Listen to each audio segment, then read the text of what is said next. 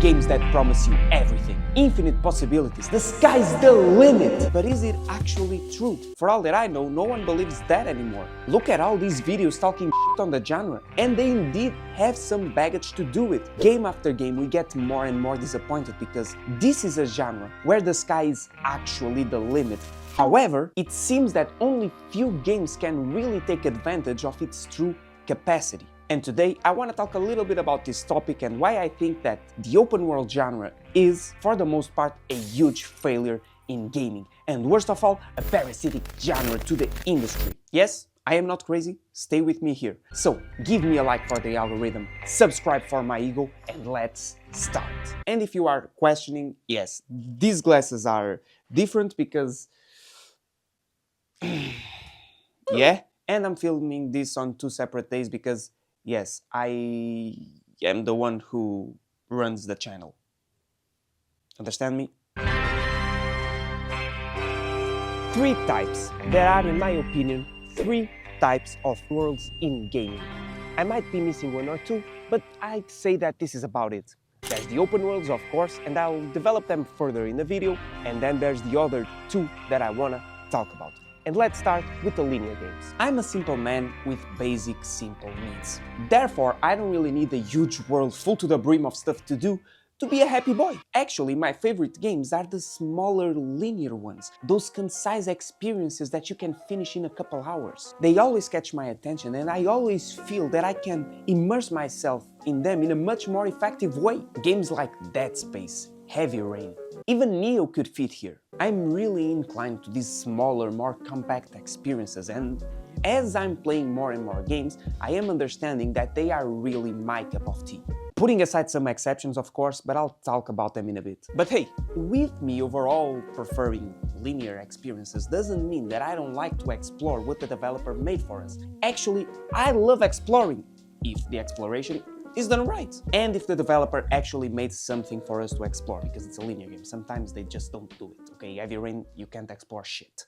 I love it when a game puts me through a level and says, hey, this is the main path, you can go there whenever you want. But there's this corridor with a creepy light calling for you, and it might have something cool down there. Just saying, you don't need to go there, but if you go, maybe there's something cool waiting for you. The developers know that when we play, when we motherfucker gamers play, we just let our inner curious child let loose. And we want to explore everything. I don't care if this is the 10th safe that I'm gonna open with bullets in it. If it's there, I'm gonna do it. And since this is a smaller title, it will take me at most 10 minutes, so there's nothing really to lose. So bring it on. Of course you have to bring it on the right terms. Not too much stuff stimulating me. The stuff needs to be somewhat cool, it needs to be at least rewarding, and I need to know where is the main path and what is secondary, so I don't walk back and forth like a fool because I thought this was main and it's actually secondary and I want to go to the main, and if you do it, I'm a happy boy. Really. And yeah, of course, in linear games, it's usually just resources and whatnot, which is okay, you don't really need much more. If the gameplay is cool and whatnot, it's more than enough. But this is me talking about the more linear games, the more extreme types. Walk forward, deviate a little from the main path, pick some cool shit up, done. Now it's time for me to introduce you to the other type of world in gaming, the semi-linear, semi-open type of bit. I know I'm not being too specific, but I will give you some practical examples. Games like The Evil Within 2, God of War, the new ones, Hollow Knight, and the king of them all, you know what I'm gonna say, Dark Souls, because Dark Souls is everywhere. Ooh, Dark Souls saved me. Oh, this video right here. You better go watch it, by the way. These are games that, even if they seem completely different from one another on the game world design, are actually very similar. I mean, you always have a clear main path you have to go to. Climb Mount Everest, go ring the bell, go to this huge haunted house. But they let you free roam on their worlds and approach the story and the world around it on the way and on the time that you want. They are not as free as an open world, you can't go every place you see, but they give you enough player choice and player freedom for you to feel that you are not just playing a linear game. Most times there's tons of side stuff for you to do, collectible side missions, and you can come back to them and redo stuff you didn't do on almost any point of the game, unlike linear games. Maybe now there's an item you picked up and now you can open this door on an earlier level. Or maybe this area filled with skeletons to skin you alive is not that impossible now. These games usually give you a lot of stuff to do, but in an organic and cool way. It always feels that the right amount of stuff is being presented to you at the right times. It doesn't feel rushed. Probably because these games tend to not be rushed, or at least tend to not be filled with filler and stupid stuff like, for example, open worlds. These are experiences that feel a lot more polished. They have an identity. Most times, okay, not every game that uses this type of world is a complete masterpiece, but it's almost always a concise experience. Actually, the only mid-game I can think of that uses this type of world is probably Jedi Fallen Order. Because the rest, it's literally always okay at least. And it really seems to work with almost every genre, horror, souls-like, adventure, whatever, you name it. It's always a delight to the player, and if I were to choose a type of game to play for the rest of time, I'd probably choose this one, because you can go linear if you want, there is no farming involved because you don't need to farm to proceed in the game, and they are not packed with side stuff that doesn't mean the single shit. Unlike open worlds, in open worlds usually, not every time, they just pack side stuff in because they can. And in these games, since they cannot pack every single corner with side stuff to do because it would fucking suck, they have to really work hard onto making the side content actually interesting and actually feasible to do. Not feasible, what's the word? You want to do the side content because it's cool. And so these would be the two types of worlds that you can explore on a more linear basis, which for me, and if I didn't get it clear enough, are the superior types. They don't overwhelm me, it's concise, small-wise, just enough to please a woman. My thing, bro, my thing. However, we still have to talk about the elephant in the room. The big, convoluted, full of dots, and systemic, and overall a pain in the ass elephant in the room. The open worlds. These type of games, the most known type of game, and honestly, the most influential also. That's why I think it's parasitic. Yeah, brave. Every new launch has to be an open world nowadays. Have endless hours of content for you to sink your teeth in and a huge map. And I do get why. Open worlds have indeed a huge potential. Just the premise alone is amazing. A game where I can go wherever I want, whenever I want. What? Maybe you want to go here, or maybe you want to go there. That's crazy, my man. And then the infinite stuff to do. Tons and tons of side missions for you to complete. Countless adventures waiting for you on the other side of the screen. It really seems like the perfect genre. Just imagine when the first open world came out. And I'm not talking about these weird looking blocky games. Imagine when GTA 3 came out. The feeling that the people at the time must have felt. This whole city for me to explore. Can you believe it? But there's always a but. This genre has two main problems that are linked to these two main premises that I just talked about. And I am of course talking about the games that follow the checklist type of blueprint. A take on open worlds that was perfected and basically invented by Far Cry 3. Basically every open world nowadays falls into these lines. So let's talk about it. First of all, yes, I can go wherever I want, whenever I want. Here, there, if I see something in the distance, chances are I can go there. But for what reason, really? Most games are not even made for that.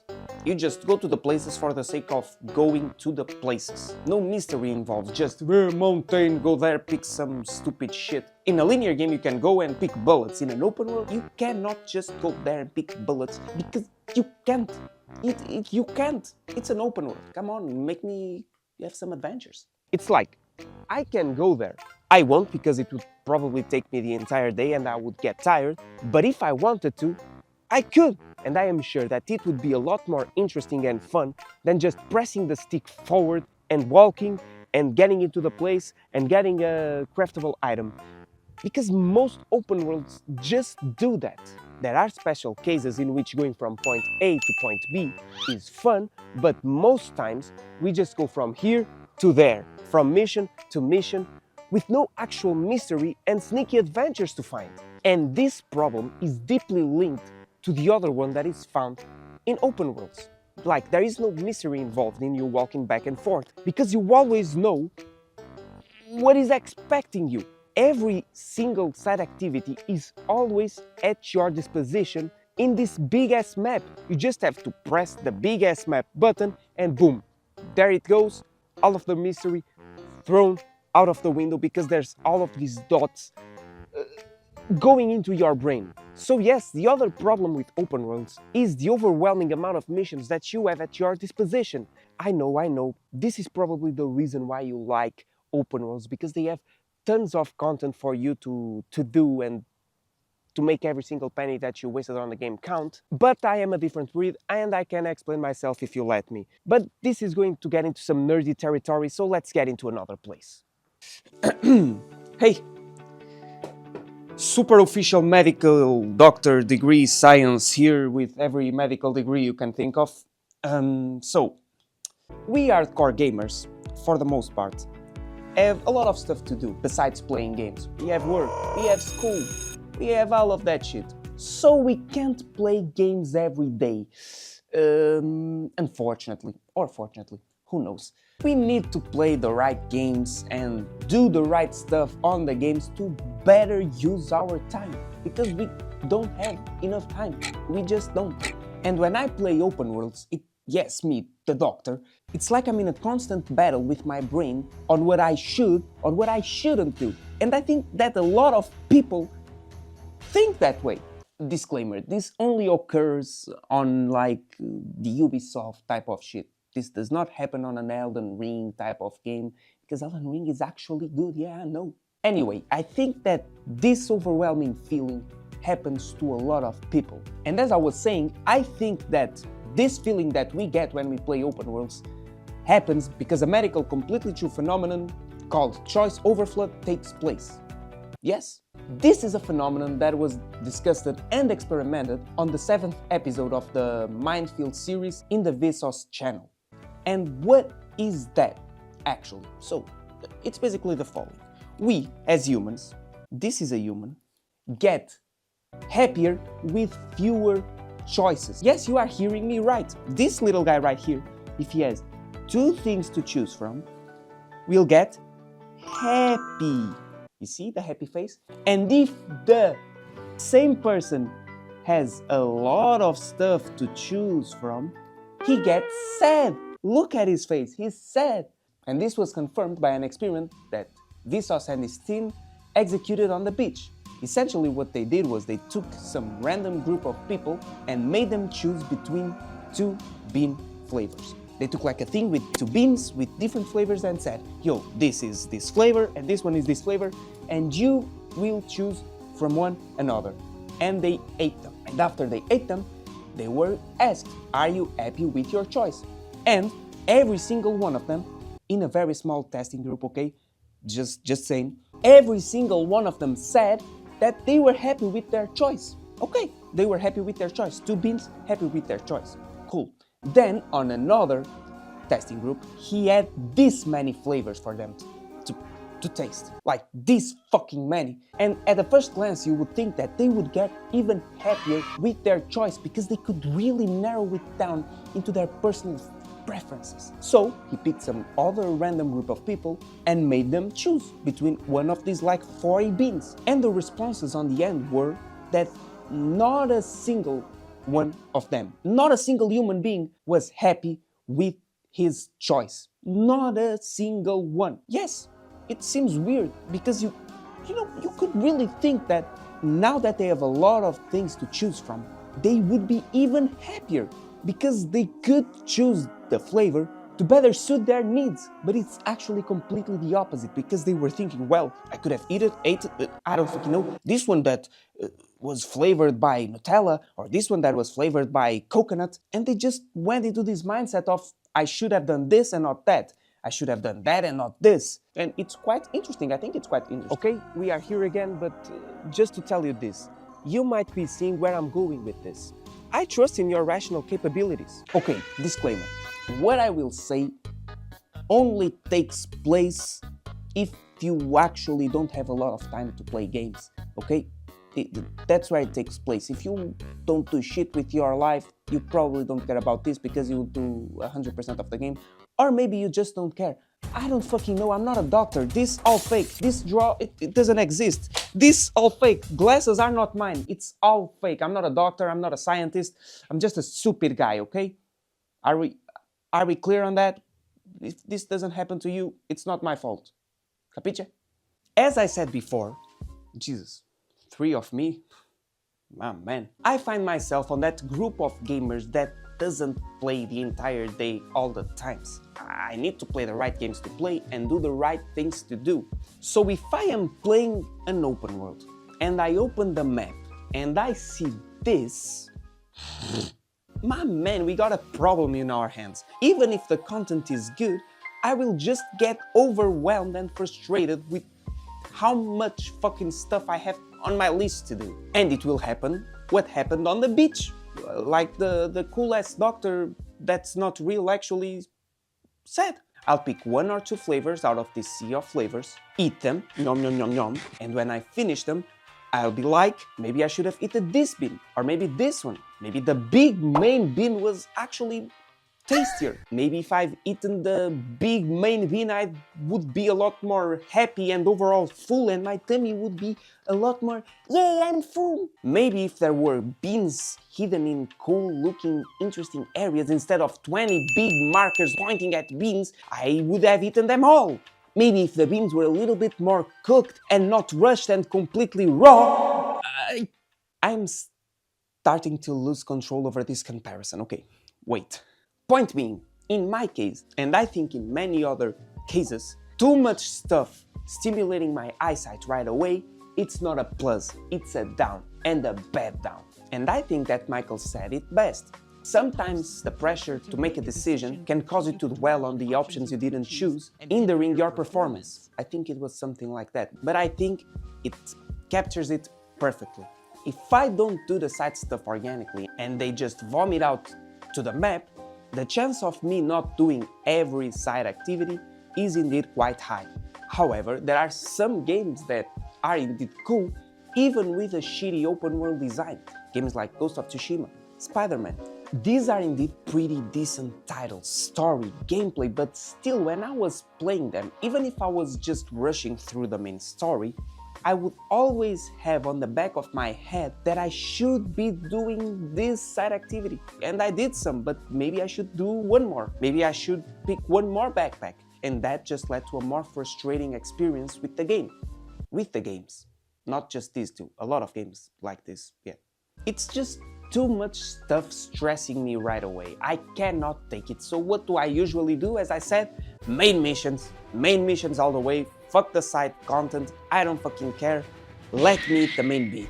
Call me all the names that you want, but yes, if the open world is shit, I will just do the main content and there's nothing you can do about it. It's my way of coping with that, bitch. However, there is a problem with this approach, because there are some games that won't just make me stressed over the stuff I do or what I don't do. No, they make me do some stuff, because if I don't do the stuff, I'll get underleveled. Yep, there are some games that require you to do side missions. And the worst part is that, as I said, they don't introduce you to the other stuff organically, carefully, intimately, like Renton said. No, nah. They just vomit it out to the map, because these are games that are open world because, well, since everybody else is doing it, I am doing it.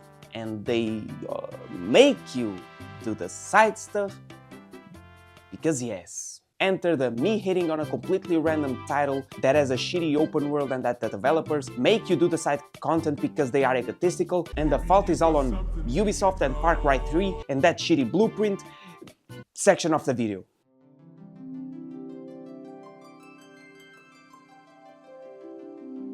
I don't particularly hate Final Fantasy VII Rebirth. I wouldn't even say that I dislike it. I just think that the developers fucked themselves in the ass. Like those times when you are in the shower and you fall on top of the shampoo bottle and now you have the shampoo bottle up your ass and you have to go to the doctor and maybe I should shut up. Why on earth would this game be an open world? Games like Spider-Man and Ghost of Tsushima, I get it. They have a shitty open world design, but it is kinda hard to imagine a Spider-Man game without it being an open world. Where will I web swing? So I let it pass. But Final Fantasy VII Rebirth didn't need it. They don't innovate, they don't take a different approach on the genre. And they are not the type of game that asks for an open world. And to make it worse, the map is flooded with points, which as we discussed isn't really something that pleases me, but they actually make you do that side stuff. I can't even focus on the main story, because if I don't do some side content, at least some side content, I'll be underleveled and the main missions will be a pain to do, which means that I have to pick some side missions, which means that I have to pick and choose between all of these beans, which means that I'll get frustrated with my choice, which means that my time with the game will fucking suck! And as I said, this game didn't need to be an open world. When I go from point A, my location, to point B, the side mission or the main mission location, whatever, I don't even get curious. I don't wanna go see what's behind that mountain, because I know it's on the fucking map, it says what it's there! This game had everything to be a special experience. Cool characters, amazing gameplay, great combat, but just like a lot of games nowadays, it wanted more content, more hours, and of course less work and money needed, which led to a more forgettable and inflated game. I think that in a case like this, if they really wanted to make a bigger world, and big for the sake of being a greater experience, not just because of the money, whatever. If they really wanted to make a greater experience, the best choice here would have been to take a chance on making a world like Dark Souls. Smaller pockets of land filled with details and fewer side missions that are actually important and cool to do. Unfortunately, they opted to do a checklist, and just to be honest, like 90% of the games nowadays, they opt to do a checklist. They don't even try to make you curious, and an open world should be about that. Curiosity, mystery, making the player feel like he is on an adventure of his own. Some games that really get it right are Elden Ring, Red Dead 2, and by what I saw on YouTube, the open world Zelda games. These are titles that don't overstimulate you in a big map with 1,000 points. No, they pick you, throw you in their big map and say, hey man, this is the main path, okay? Big tree, go there. But this cave right here is looking real juicy, and this boss right here is looking real hard, and this hut in the middle of the forest probably has a couple that is from Alabama, and there are skeletons inside. It resembles a lot a linear game or a semi-linear game, actually. But the catch this time is that there are a lot more corridors for you to go explore. Like I'm there going to the main path, but throughout the way I'm bombarded with so much cool stuff that going from point A to point B stops being bad because I'm just doing this, and starts being something cool because I'm having actual adventures throughout my playthrough. And it starts being the actual core of the experience. The sad reality is that 99% of the games don't care about that. As you most certainly know, they just miss the point, the mystery, the finding of cool adventures, the limitless opportunities, and they just focus on packing their games as much as they can. And why? Well, because it's easier to sell a game that is said to have 100 hours worth of content than it is to sell one that's only 20. So of course developers will choose to pack their games as much as they can instead of making actual interesting and creative cool ideas in their games. Not every game, okay, you have examples like Elden Ring and whatnot, but most games are like that. Most games just wanna spend less money and do more shit, do more hours that were not supposed to be there because the game is fucking inflated, and that's why I think that the open world is fucking parasitic. It's because it's a bad influence to the video game industry, and because of Because of who? Because of what? Because of Ubisoft and fucking Far Cry 3 and that shitty blueprint that they invented or that they perfected or whatever. It's all Ubisoft's fault, those greedy bastards. Because of them, I've been playing Far Cry 3 with a different skin for more than a decade. Okay, now, really concluding it all. I truly believe that open worlds can be amazing. And there are some open worlds that are completely amazing. However, more often than not, open worlds will always be that checklist type of shit because it's easier and more cost efficient to do, and I get it. If I had a multi-million-dollar industry, I'd probably do it. Or maybe not, I don't know, because there are developers that don't really care that much about the money and they do actual incredible stuff. One big example is Rockstar. They do amazing games with big budgets and they don't care if the game takes a little longer to produce because they want to give you that amazing experience. And more games should do that, but unfortunately we will always have very rare good open worlds because that's how it is. So this is it. Thanks for watching. If you are not a Dora the Explorer and you don't care about mystery and you just want to do checklist stuff, cool, that's okay, I don't really care. Peace, actual Dora the Explorers.